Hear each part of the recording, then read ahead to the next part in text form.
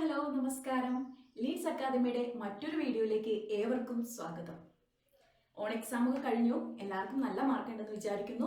ഇനി നമുക്ക് അടുത്ത ഭാഗം പഠിക്കാൻ പോകണം അല്ലേ? അപ്പോൾ 9ാം ക്ലാസ്സിലെ കെമിസ്ട്രിയിലെ 3ാമത്തെ ചാപ്റ്ററിലെ ലാസ്റ്റ് പോർഷൻ ആണ് നമ്മൾ ഇന്ന് നോക്കാൻ പോകുന്നത്. ഫസ്റ്റ് ഭാഗങ്ങളൊക്കെ നമ്മൾ പരീക്ഷയ്ക്ക് വേണ്ടി പഠിച്ചു, കൃത്യമായിട്ട് പരീക്ഷ എഴുതിയതാണ്. ഇനി അടുത്ത ഭാഗത്തെ കുറിച്ചാണ് നമ്മൾ ഇന്ന് പഠിക്കാൻ പോകുന്നത്. അപ്പോൾ എല്ലാവരും റെഡിയല്ലേ? നമുക്ക് പഠിക്കാൻ പോവാം. അപ്പോൾ 9ാം ക്ലാസ്സിലെ ലാസ്റ്റ് 3ാമത്തെ ചാപ്റ്റർ ഏതാന്ന് വെച്ചാൽ കെമിക്കൽ ബോണ്ടിങ് ആണ്. അപ്പൊ കെമിക്കൽ ബോണ്ടിന്റെ ആദ്യ ഭാഗം നമ്മൾ പഠിച്ചു. ഇനി പഠിക്കാൻ പോകുന്നത് വാലൻസി അഥവാ സംയോജകത എന്ന ഭാഗമാണ്. അപ്പൊ നമുക്ക് അറിയാം, കെമിക്കൽ ബോണ്ടിങ്ങിൽ നമ്മൾ ആദ്യം പഠിച്ചത് ഒക്ടറ്റ് കോൺഫിഗറേഷൻ ആണ് അല്ലെ. അത് എന്താണെന്ന് ഓർമ്മ വേണം, എന്നാലേ നമുക്ക് വാലൻസി എന്താണെന്ന് മനസ്സിലാവുകയുള്ളൂ. എന്തായിരിക്കും ഒക്ടറ്റ് കോൺഫിഗറേഷൻ? ഔട്ടർ മോസ്റ്റ് ഷെല്ലിൽ 8 ഇലക്ട്രോൺ വരുന്ന ഒരു അവസ്ഥ അല്ലെ. അതായത് ഇവർക്ക് എലമെന്റ്സിന് ഏതൊരു എലമെന്റ്സിനും സ്റ്റെബിലിറ്റി അല്ലെങ്കിൽ സ്ഥിരത കൈവരിക്കണമെങ്കിൽ ഔട്ടർ മോസ്റ്റ് ഷെല്ലിൽ 8 ഇലക്ട്രോൺസ് ഉണ്ടായിരിക്കണം. ആ ഒരു 8 ഇലക്ട്രോൺസിന് ഇവർ എങ്ങനെയും നേടുക? ഒന്നില്ലെങ്കിൽ ഔട്ടർ മോസ്റ്റ് ഷെല്ലിൽ ഇലക്ട്രോണിനെ വിട്ടുകൊടുക്കുകയോ അല്ലെങ്കിൽ സ്വീകരിക്കുകയോ ചെയ്യുമ്പോഴാണ് ഇവർ ഒക്ടറ്റ് കംപ്ലീറ്റ് ആവുക. അതായത് 8 ഇലക്ട്രോൺ ഔട്ടർ മോസ്റ്റ് ഷെല്ലിലേക്ക് വരിക. അപ്പൊ നമുക്ക് നോക്കാം, ഒരു എക്സാമ്പിൾ വെച്ച് നോക്കാം. സോഡിയം നമുക്കറിയാം അറ്റോമിക് നമ്പർ 11 ആണ്. അതിന്റെ ഇലക്ട്രോണിക് കോൺഫിഗറേഷൻ 2, 8, 1 ആണ്. ഇലക്ട്രോണിക് കോൺഫിഗറേഷൻ വന്നത് 2, 8, 1 ആണ്. സോഡിയത്തിന് ഒക്ടറ്റ് കംപ്ലീറ്റ് ചെയ്യണമെങ്കിൽ നമുക്കറിയാം ഒരു ഇലക്ട്രോണിനെ വിട്ടുകൊടുക്കുകയാണ് ചെയ്യേണ്ടത്. എന്നാൽ ക്ലോറിന്റെ കേസ് ആകുമ്പോഴോ, ക്ലോറിന്റെ അറ്റോമിക് നമ്പർ 17 ആണ്. 2, 8, 7 എന്ന രീതിയിലാണ് വരുന്നത്. ക്ലോറിന് ഒക്ടറ്റ് കംപ്ലീറ്റ് ചെയ്യണമെങ്കിൽ അല്ലെങ്കിൽ ഔട്ടർ മോസ്റ്റ് ഷെല്ലിൽ 8 ഇലക്ട്രോൺ വരണമെങ്കിൽ ഒരു ഇലക്ട്രോണിനെ സ്വീകരിക്കുകയാണ് ചെയ്യേണ്ടത്. അപ്പം ഔട്ടർ മോസ്റ്റ് ഷെല്ലിലെ നമ്മൾ വിട്ടുകൊടുക്കുകയോ അല്ലെങ്കിൽ സ്വീകരിക്കുകയോ അല്ലെങ്കിൽ പങ്കുവെക്കുകയോ ചെയ്യുന്ന ഇലക്ട്രോണിന്റെ എണ്ണമാണ് വാലൻസി എന്ന് പറയുന്നത്. നമ്മൾ ഔട്ടർ മോസ്റ്റ് ഷെല്ലിൽ ഒക്ടറ്റ് കംപ്ലീറ്റ് ചെയ്യാൻ അല്ലെങ്കിൽ സ്ഥിരത കൈവരിക്കാൻ വേണ്ടിയിട്ട് ഒരു ഇലക്ട്രോണിനെ സ്വീകരിക്കുകയോ അഥവാ വിട്ടുകൊടുക്കുകയോ അല്ലെങ്കിൽ പങ്കുവെക്കുകയോ ചെയ്യുന്ന ഇലക്ട്രോണിന്റെ എണ്ണത്തിന് പറയുന്ന പേരാണ് വാലൻസി. അങ്ങനെയാണെങ്കിൽ സോഡിയത്തിന്റെ വാലൻസി എത്രയായിരിക്കും? 2, 8, 1 അല്ലേ സോഡിയത്തിന്റെ ഇലക്ട്രോണിക് കോൺഫിഗറേഷൻ. അപ്പോൾ ഒരു ഇലക്ട്രോണിനെയാണ് വിട്ടുകൊടുക്കുന്നത്. അങ്ങനെയാണെങ്കിൽ സോഡിയത്തിന്റെ വാലൻസി 1 ആയിരിക്കും. അപ്പോൾ ഒരു ഇലക്ട്രോൺ വിട്ടുകൊടുക്കുകയാണ് ചെയ്യുന്നത്, അതുകൊണ്ട് തന്നെ അതിന്റെ വാലൻസി 1 ആയിരിക്കും. ക്ലോറിന്റെ കേസിലോ ഒരു ഇലക്ട്രോണിനെ സ്വീകരിക്കുകയാണ് ചെയ്യുന്നത്, അതുകൊണ്ട് എന്തായാലും ഒരു ഇലക്ട്രോണിനെ സ്വീകരിക്കുകയാണ് ചെയ്യുന്നത്, അതുകൊണ്ട് എന്തായാലും അവിടുത്തെ വാലൻസിയും 1 തന്നെയായിരിക്കും. അപ്പോൾ നമുക്ക് ഒരു ഇലക്ട്രോണെ സ്വീകരിച്ചാലും കുഴപ്പമില്ല, വിട്ടുകൊടുത്താലും കുഴപ്പമില്ല, പങ്കുവെച്ചാലും കുഴപ്പമില്ല, എത്ര എണ്ണമാണ് അതാണ് വാലൻസി അല്ലെങ്കിൽ സംയോജകത എന്ന് പറയുന്നത്. എങ്ങനെയാണ്? കെമിക്കൽ റിയാക്ഷനിൽ ഏർപ്പെടുമ്പോൾ ഇലക്ട്രോണിനെ വിട്ടുകൊടുക്കുകയോ സ്വീകരിക്കുകയോ പങ്കുവെക്കുകയോ ചെയ്യുമ്പോൾ ഉണ്ടാവുന്ന ആ ഇലക്ട്രോണിന്റെ എണ്ണത്തിനെയാണ് വാലൻസി അല്ലെങ്കിൽ സംയോജകത എന്ന് പറയുന്നത്. അപ്പൊ നിങ്ങൾക്ക് ഒക്ടറ്റ് കോൺഫിഗറേഷൻ എന്താണെന്ന് ഓർമ്മ വേണം, അറ്റോമിക് നമ്പർ അറിഞ്ഞിരിക്കണം. അത് മാത്രം അറിഞ്ഞാൽ പോരാ, ഇലക്ട്രോൺ വിന്യാസം അഥവാ ഇലക്ട്രോണിക് കോൺഫിഗറേഷൻ കറക്റ്റ് ആയിട്ട് എഴുതാൻ അറിഞ്ഞിരിക്കണം. ഓക്കെ, അപ്പോൾ വാലൻസി ക്ലിയർ ആണെന്ന് വിചാരിക്കുന്നു.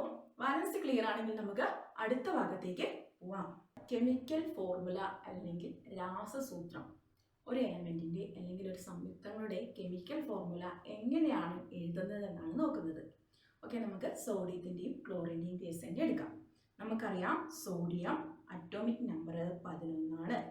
അങ്ങനെയെങ്കിൽ അതിന്റെ ഇലക്ട്രോണിക് കോൺഫിഗറേഷൻ 2, 8, 1. അപ്പോൾ വാലൻസി എത്ര? ഇവിടെ ഒരു ഇലക്ട്രോണിനെ വിട്ടുകൊടുക്കും അല്ലേ, അപ്പോൾ വാലൻസി 1. ഓക്കെ, ഇനി അടുത്തത് ക്ലോറിൻ 17 ആണ്. അതിന്റെ ഇലക്ട്രോണിക് കോൺഫിഗറേഷൻ 2, 8, 7 ആണ്. ഇവിടെ ഒരു ഇലക്ട്രോണിനെ സ്വീകരിക്കണം, അപ്പോൾ ഇവിടുത്തെ വാലൻസി എത്രയാണ്? 1. ക്ലിയർ ആണല്ലോ? ഇത്രയും നിങ്ങൾക്ക് എഴുതാനറിയാം. ഇനി നമുക്ക് പോകേണ്ടത് ഇതിന്റെ കെമിക്കൽ ഫോർമുല എഴുതാനാണ്. സോഡിയത്തിന്റെ വാലൻസി അതിന്റെ അടിയിൽ എഴുതുക 1 ആണ്. ക്ലോറിന്റെ വാലൻസി അതിന്റെ അടിയിൽ എഴുതുക എത്രയാണ്? 1 ആണ്. ഇത് നേരിട്ട് എഴുതുകയല്ല, കെമിക്കൽ ഫോർമുല എഴുതുമ്പോൾ ഈ സോഡിയത്തിന് കിട്ടിയ വാലൻസി ക്ലോറിന് കൊടുക്കുകയും ക്ലോറിന് കിട്ടിയ വാലൻസി സോഡിയത്തിന് കൊടുക്കുകയും ചെയ്തിട്ടാണ് എഴുതുക. Na1Cl1.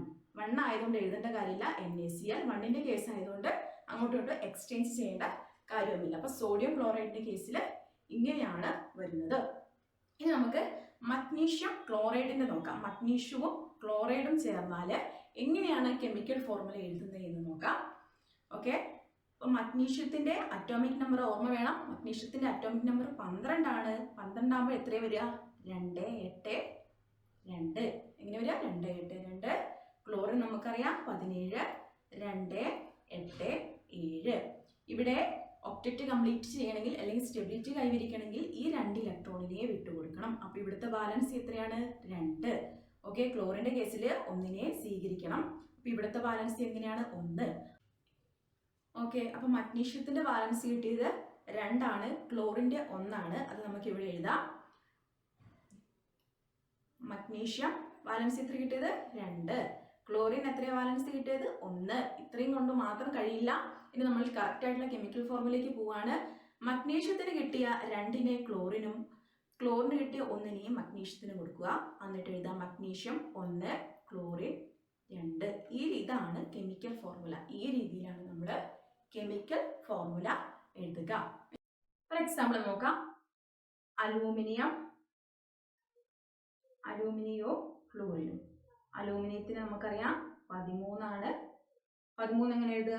2, 8, 3 അല്ലേ? 2, 8, 3. ഫ്ലൂറിൻ 9 ആണ് അറ്റോമിക് നമ്പർ. എങ്ങനെ എഴുതും? 2 എത്ര എഴുതും? 6. 6 അല്ല,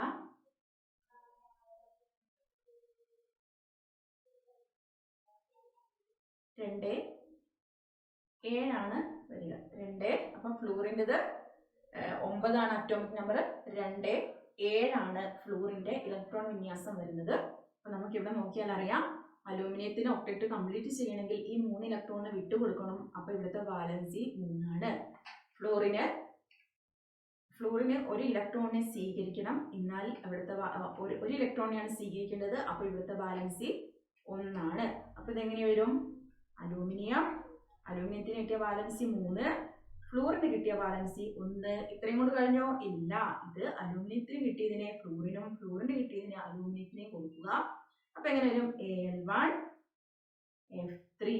ഇതാണ് ഇവിടുത്തെ കെമിക്കൽ ഫോർമുല. അപ്പൊ ഈ രീതിയിലാണ് കെമിക്കൽ ഫോർമുല നമ്മൾ തയ്യാറാക്കേണ്ടത്. അപ്പൊ വാലൻസി എന്താണെന്നും കെമിക്കൽ ഫോർമുല എന്താണെന്നും നിങ്ങൾക്ക് ക്ലിയർ ആയെന്ന് വിചാരിക്കുന്നു.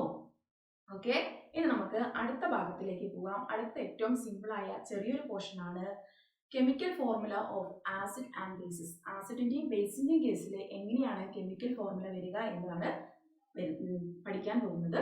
അപ്പൊ നമുക്ക് ഇത് കൂടുതലായിട്ട് പഠിക്കേണ്ട, എക്സാമിന് വരുന്ന സമയത്ത് ഇത് എങ്ങനെ നിങ്ങൾക്ക് മനസ്സിലാവും എന്നാണ് നിങ്ങൾ ആദ്യം നോക്കേണ്ടത്.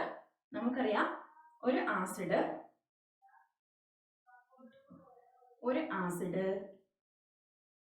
വാട്ടറുമായിട്ട് റിയാക്ട് ചെയ്തിട്ടുണ്ടെങ്കിൽ H+ അയോണിനെ റിലീസ് ചെയ്യും. ഓക്കെ, ആസിഡ് വാട്ടറുമായിട്ട് റിയാക്ട് ചെയ്താൽ H+ അയോണിനെ റിലീസ് ചെയ്യും. അങ്ങനെയെങ്കിൽ ഏതെങ്കിലും ഒരു ബേസ് വാട്ടറുമായിട്ട് റിയാക്ട് ചെയ്തിട്ടുണ്ടെങ്കിൽ OH- റിലീസ് ചെയ്യുന്നത്. എന്തിനാണ് റിലീസ് ചെയ്യുന്നത്?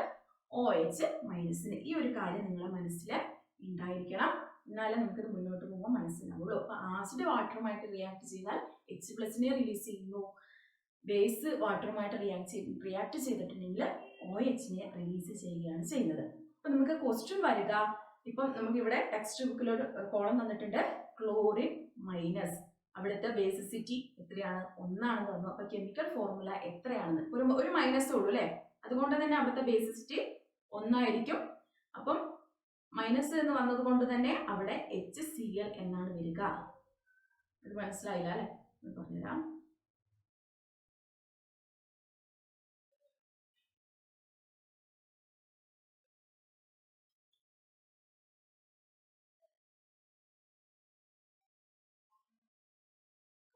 ഓക്കെ, നമുക്ക് വാലൻസിയും കെമിക്കൽ ഫോർമുലയും എഴുതാൻ അറിയാം, കൃത്യമായിട്ട് പഠിച്ചു. ഇനി നമുക്ക് ഈ കെമിക്കൽ ഫോർമുല ആസിഡിന്റെയും ബേസിന്റെയും കേസിൽ എങ്ങനെയാണ് വരുന്നത് എന്നാണ് നോക്കുന്നത്.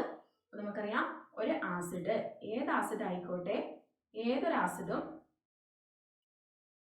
വാട്ടറുമായിട്ട് H2O-യുമായിട്ട് റിയാക്ട് ചെയ്താൽ, ഏതൊരു ആസിഡ് ആയിക്കോട്ടെ വാട്ടറുമായിട്ട് റിയാക്ട് ചെയ്താൽ H+ അയോണിനെ റിലീസ് ചെയ്യും.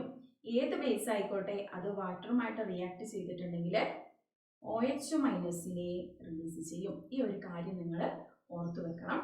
ആസിഡ് വാട്ടറുമായിട്ട് റിയാക്ട് ചെയ്താൽ H+നെയും ബേസ് വാട്ടറുമായിട്ട് റിയാക്ട് ചെയ്തിട്ടുണ്ടെങ്കിൽ OH- കിട്ടുക.